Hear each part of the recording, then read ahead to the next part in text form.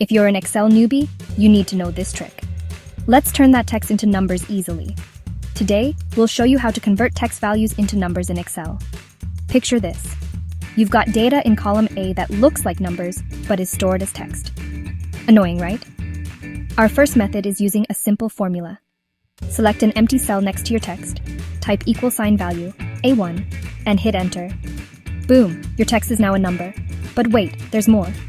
You can also use the Text to Columns feature. Highlight your column, go to the Data tab, and click Text to Columns. Choose Delimited, click Next, then Finish. Presto, numbers galore. Last but not least, there's the Paste Special trick. Copy a blank cell, select your text data, right-click, choose Paste Special, and select Add. Voila, instant numbers. So there you have it. 3 easy ways to turn text into numbers in Excel. Make sure to like, subscribe, and hit the bell icon for more Excel tips. See you next time on Chalk and Rolls.